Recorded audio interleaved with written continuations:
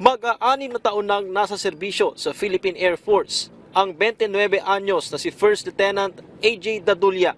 Isa si Dadulya sa mga pilotong nasawi sa nag-crash na FA-50 fighter jet sa Mount Kalatungan sa Bukidnon.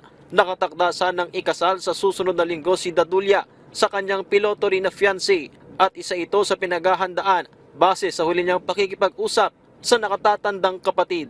Tigda ko Saturday, nagtatanong siya kung bibilhan ba namin ng wheelchair yung papa namin para mabilis yung pag-transport sa susunod na linggo para sa kanyang kasal. Pagkatapos ng kasal, gusto niya munang mag-spend ng ilang mga araw o siguro linggo kasama yung mapapangasawa niya po.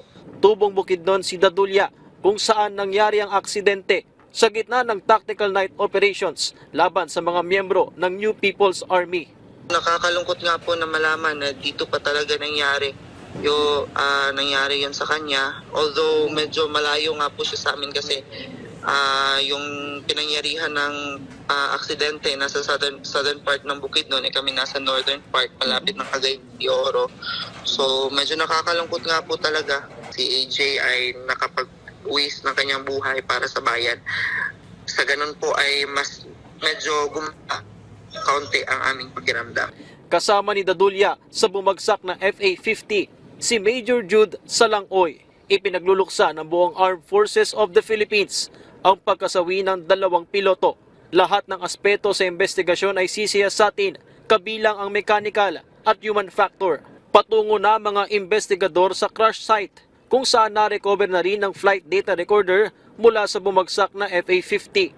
What we're going to find there are the usual, the data, flight data, all the flight data, the altitude, their airspeed, all the other things. We can assure you that our pilots are very proficient and competent pilots. They've been flying this aircraft for several years. They are well trained for day and night operations, and we honor them for their service and heroism.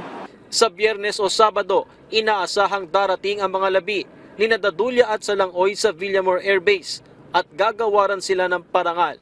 Grounded pa rin ang 11 pang FA-50 jet ng PAF habang gumugulong ang investigasyon.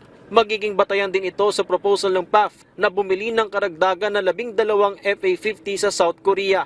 It's too early to tell, and so far the FA-50 has had a very good track record in its service.